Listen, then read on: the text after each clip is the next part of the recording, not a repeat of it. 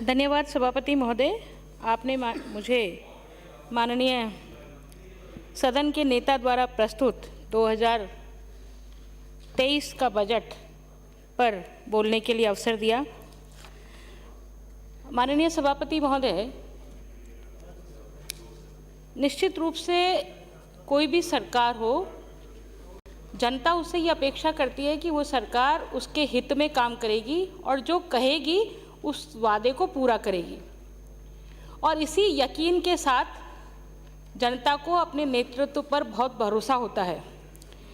मैं जब से ये वाद विवाद प्रारंभ हुआ है तब से माननीय सत्ता पक्ष के सदस्यों को सुन रही हूँ।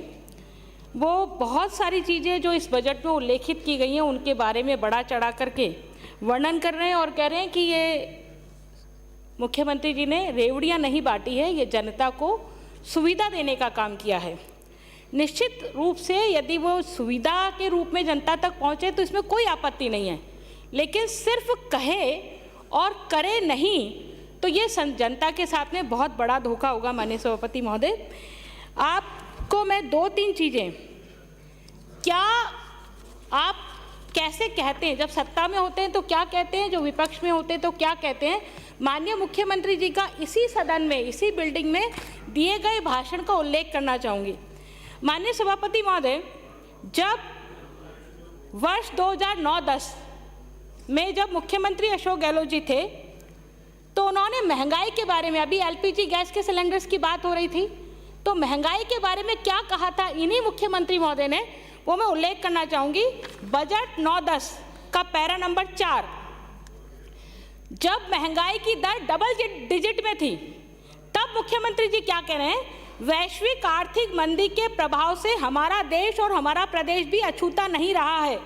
वर्तमान परिवेश में मैं केंद्र सरकार के इस समस्या से निपटने के लिए जो कदम उठाए हैं तथा 2 दिन पूर्व प्रस्तुत केंद्रीय बजट में जो दिशा दी गई है उसके परिणाम स्वरूप आर्थिक विकास की गति को बनाए रखना संभव हो सकेगा। हमारी सरकार ऐसे कदम और उठाएगी और प्रदेशवासियों को मंदी की मार नहीं झेलनी पड़ेगी। उस समय माननीय सभापति महोदय महंगाई दर डबल डिजिट में थी, अभी महंगाई दर सिंगल डिजिट में है। तो माननीय मुख्यमंत्री जी एलपीजी गैस सिलेंडर देने की बात करके महंगाई कम करने की बात कर रहे हैं, जबकि पेट्रोल डीजल के वैट को नहीं घटा रहे हैं। यदि वास्तव में महंगाई कम करनी है तो पेट्रोल और डीजल को वैट को घटाएं, तभी महंगाई कम होगी। और दूसरे बजट भाषण 2010-11 के बजट भाषण में माननीय मुख्यमंत्री जी पैरा नंबर 132 पर कह रहे हैं, वर्तमान में महंगाई की समस्या से हम सभी चिंतित हैं। उस समय सिर्फ चिंतित थे और आज बहुत बुरी तरह से प्रभावित हो रहे हैं। तो भाई ऐसे दोहरा मापदंड क्यों अपना रहे हैं? 9-10, 10-11 में ये आपका बजट भाषण है। ये बजट भाषण की कॉपियां पिछले 5 साल के कार्यकाल की मेरे पास हैं। और इस बजट भाषण में वर्ष 2013 में जब माननीय मुख्यमंत्री जी का अंतिम बजट था, अंतिम वर्ष था, जब चुनाव में जाना था, तो 2-3 घोषणाएं मैं माननीय सभापति महोदय लेकर के आई हूँ, जिन घोषणाओं में उन्होंने सेम टू सेम घोषणाएं की हैं। उसमें कोई अंतर उन्होंने करने की, मतलब इन अधिकारियों ने जैसा बजट दिया वैसा का वैसा बजट हमने उठा करके यहाँ विधानसभा में ले आए। अधिकारी नहीं देखते कि हमने 2013 में क्या घोषणा कराई थी। मैं माननीय सदस्यों को भी ये निवेदन करना चाहूंगी कि आप 2013 का बजट उठा करके देखना कि मुख्यमंत्री जी ने कौन सा पैरा भी चेंज नहीं किया, संख्या भी चेंज नहीं करी। इससे और बदतर बात क्या होगी? देखिए माननीय सभापति महोदय, आंगनवाड़ी बच्चों को 2 यूनिफॉर्म, ये इस बजट की घोषणा है। आप 2013-14 जो चुनावी वर्ष था, चुनावी वर्ष का जो बजट भाषण था, उसके पैरा नंबर 112 पेज नंबर 42 पर लैंग्वेज भी आप देखिए। समेकित बाल विकास सेवाओं के अंतर्गत 3 से 6 आयु वर्ष की बच्चे शाला पूर्व शिक्षा हेतु आंगनवाड़ी केंद्रों पर आते हैं। आंगनवाड़ी केंद्रों पर आने वाले प्रत्येक बच्चे को 2 यूनिफॉर्म उपलब्ध कराई जाएगी, जिस पर 50 करोड़ रुपए अनुमानित खर्च होगा। इसमें लगभग 12,23,000 बच्चे लाभान्वित होंगे। और इसी बजट भाषण 2023-24 के बजट 13-14, 23-24 दोनों वर्ष कौन से? चुनावी वर्ष हैं, 5वां साल है। 5 साल के कार्यकाल का अंतिम वर्ष है, उसमें फिर कह रहे हैं कि 2 यूनिफॉर्म उपलब्ध कराई जाने की घोषणा करता हूं। ये दोनों यूनिफॉर्म 2013 का बजट भाषण भी है, 2023-24 का बजट भाषण भी मेरे पास है। तो माननीय सभापति महोदय, कैसे आप ये कह सकते हैं? और माननीय सभापति महोदय, मैं निवेदन करना चाहूंगी 2-3 चीजों का उल्लेख करते हुए। आपने 2022 में महिलाओं के बारे में बहुत बड़ा चढ़ाकर महिलाओं के लिए ये करेंगे वो करेंगे, लेकिन महिलाओं के लिए जो पिछले बजट भाषण की घोषणा है, इन बजट भाषणों की सर्जिकल स्ट्राइक के द्वारा इनकी सर्जरी करनी पड़ेगी, तब पता पड़ेगा कि कितनी बजट घोषणाएं पूरी हुई हैं, कितनी बजट घोषणाएं सिर्फ ठोसली साबित हुई हैं। आप देखिएगा 20,000 महिलाओं को वर्क फ्रॉम होम की घोषणा प्रस्तावित थी 2022 के बजट में। वर्क फ्रॉम होम मिला कितनी महिलाओं को है? 1,385। कितना परसेंटेज है? 20,000 का अगेंस्ट 1,385। मेरे को लगता है कि ऊंट के मुंह में जीरा जितना है। फिर आप आगे घोषणा करते हैं कि हम मेट्रो का सेकंड फेज लेके आएंगे, लेकिन मेट्रो के सेकंड फेज का कोई अता पता नहीं है कि कहां गया कहां नहीं गया। आपने इसी प्रकार से 2013-14 के बजट भाषण में घोषणा की थी माननीय सभापति महोदय, और वह घोषणा की थी कि हम प्रत्येक महिला को, अभी थोड़ा सा इसमें चेंज किया, अधिकारियों ने थोड़ी स्मार्टनेस दिखाई है। क्या चेंज किया है? इस बार उन्होंने 2 साड़ी और 1 कंबल की बजाय उन्होंने एक फूड किट का प्रोविजन करवा दिया। अधिकारियों ने मुख्यमंत्री महोदय से कि कैसे सीधे सीधे रेवड़ी बांटनी है, तो 2 साड़ी और 1 कंबल बोला था पिछली बजट भाषण में। इस बजट भाषण में बोला कि हम फूड पैकेट देंगे। अब ये रेवड़ी नहीं तो क्या, क्योंकि ये पूरी होने वाली नहीं है। आप देखिएगा माननीय सभापति महोदय, महात्मा गांधी अंग्रेजी स्कूल की घोषणा की, लेकिन 70% शिक्षकों के पद आज भी महात्मा गांधी स्कूलों में खाली पड़ रहे हैं माननीय सभापति महोदय। और इसी प्रकार से 30,000 सफाई कर्मचारी, बहुत ताजुब की बात है। मंत्री महोदय, आपको निवेदन करना चाहूंगी, 2013-14 का जरूर बजट उठा करके देख लेना, और आपके पास कॉपी नहीं है तो मैं आज लाई हूँ। इन 5 सालों के भी 5 प्रतिलिपियां हैं और पिछले कार्यकाल के 5 सालों की 5 प्रतिलिपियां भी हैं। सेम टू सेम घोषणा हम 30,000 सफाई कर्मचारियों की भर्ती 2023 के बजट भाषण में भी की गई थी, और वो 2013 के बजट भाषण में करी, लेकिन उसको पूर्ति नहीं कर पाए क्योंकि 5 महीने का कुल समय आपके पास रहा। ये भर्ती जो आने वाली सरकार में माननीय वसुंधरा जी ने करी, 20,000 सफाई सैनिकों की, स्वच्छता सैनिकों की भर्ती उस समय माननीय वसुंधरा जी करके गए। तो ये हम कह सकते हैं कि कितनी बजट घोषणाएं आपकी अधूरी हैं, जिनको आपने पहले करने की घोषणा करी लेकिन उनको पूरा नहीं किया। इसी प्रकार से माननीय सभापति महोदय, आपने कहा कि हम बजट में बहुत सारी घोषणाएं हम करेंगे, लेकिन आप उनको पूरा कर ही नहीं पाए।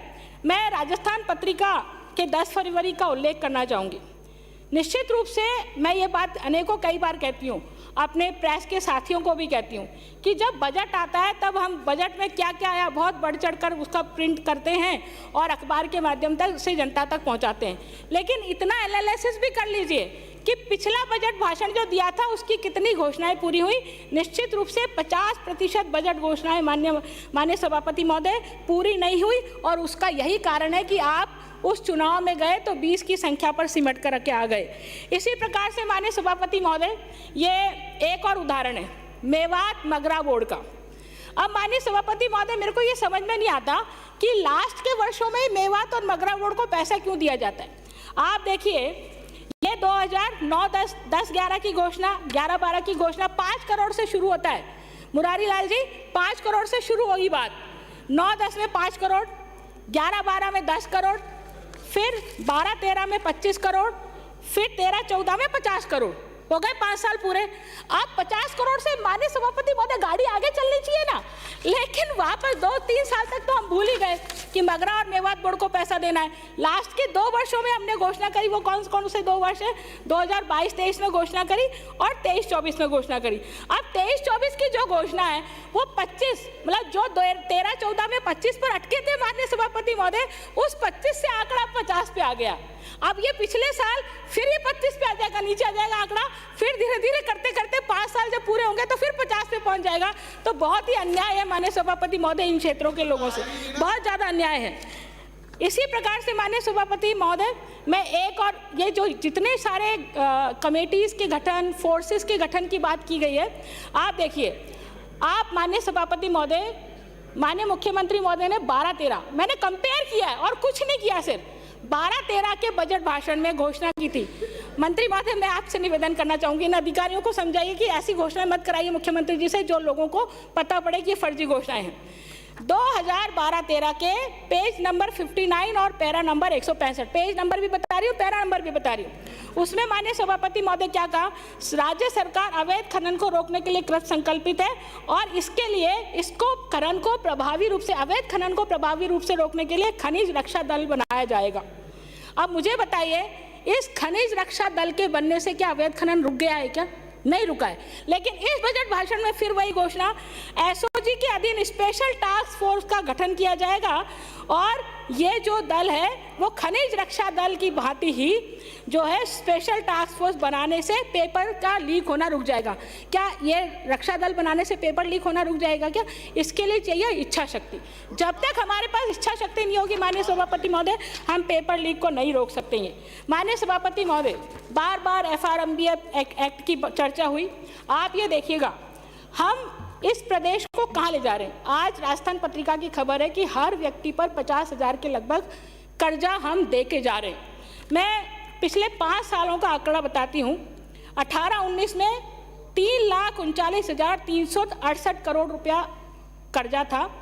वो 3,39,368 रुपये अब 23-24 में बढ़कर के हो गया 5,79,781 करोड़ रुपया।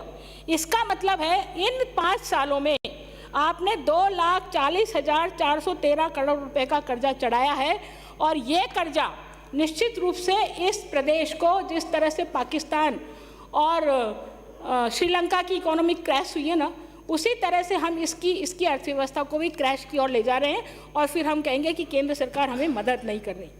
माननीय सभापति महोदय, आप देखिए कि किस तरह से अधूरे काम, देखिए यदि करप्शन का कोई नया तरीका ढूंढना हो ना तो आप उस काम को लिंगर ऑन कर दीजिए तो ऑटोमेटिकली करप्शन हो जाएगा।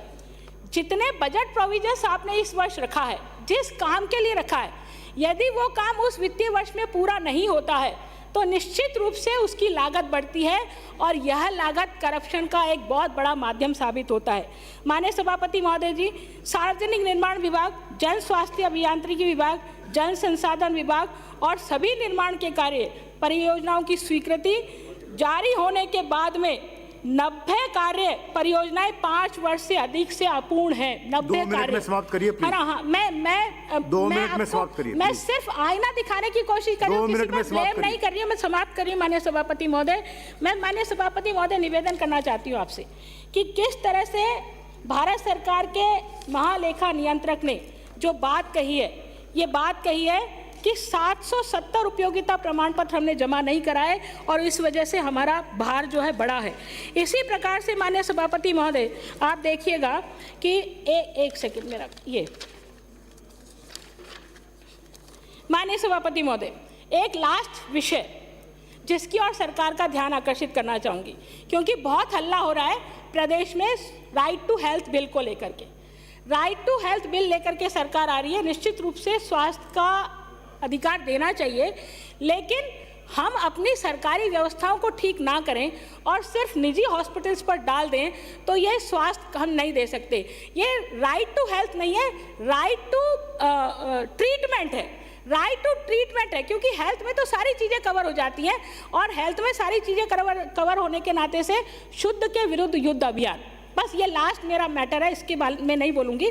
आप देखिए 2009-10 में कार्यकाल शुरू हुआ।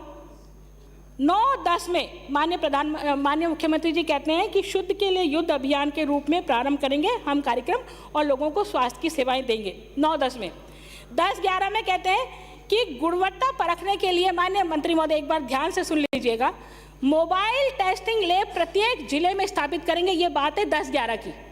10-11 में मोबाइल टेस्टिंग लैब प्रत्येक जिले में स्थापित करेंगे, 10-11 में कह रहे हैं। फिर 2 साल गौण हो जाते हैं, फिर आप 11-12 में कहते हैं कि शुद्ध के लिए युद्ध अभियान राज्य में जिला मुख्यालयों पर मोबाइल वैन से शिफ्ट हो गए हम पीपीपी मोड पर। स्थायी प्रयोगशालाएं शुरू कराएंगे पीपीपी मोड पर हर जिले में, यानी कि मोबाइल लैब तो गई लगी नहीं, अब पीपीपी मोड आ गया। अब आप आ जाइए उसके आगे, बजट भाषण 19-20 में इस बारे में कोई उल्लेख नहीं है। बजट भाषण 2021 में आप उल्लेख कर रहे हैं मिलावट खेरों के विरुद्ध तुरंत कार्रवाई करने के लिए फास्ट ट्रैक कोर्ट स्थापित करे जाएंगे। वो फास्ट ट्रैक कोर्ट कहाँ गए? फास्ट ट्रैक कोर्ट है ही नहीं, ये 2021 की बात कह रहे हैं। फिर 2021 के बाद में आप ये देखिए, हाँ लास्ट ये 21-22 में कह रहे हैं, हाँ प्रभावी क्रियान्वयन के लिए डायरेक्टरेट ऑफ फूड सेफ्टी बनाने की मैं घोषणा करता हूं। बहुत बहुत धन्यवाद। तो ये फास्ट ट्रैक कोर्ट से आप डायरेक्टरेट पर आ गए और अब डायरेक्टरेट से 22-23 में आप डायरेक्टरेट से आ गए कि हम शुद्ध के विरुद्ध युद्ध अभियान के लिए 200 नए सुरक्षा अधिकारियों के पद सृजित करेंगे और 7 फूड सेफ्टी लैब का कार्य शीघ्र पूर्ण करेंगे, यानी कि 7 फूड लैब का कार्य पूर्ण करेंगे। इसका मतलब डिस्ट्रिक्ट लेवल पर जितने डिस्ट्रिक्ट थे उनमें एक में भी लैब नहीं बनी। और फिर इस बार आप कह रहे हैं, मैं ये पॉइंट ही कर रही हूँ, उससे ज्यादा नहीं बोल रही हूँ, लास्ट में बोल रहे फूड सेफ्टी और ड्रग कंट्रोलर कार्यशाला का एकीकरण कर commissionerate of food safety and drug control. तो यानी कि आपने कमिश्नरेट ऑफ फूड सेफ्टी तो बनाया नहीं है, आप नहीं होगा। थैंक यू प्लीज, समय हो गया आपका। काफी गंभीर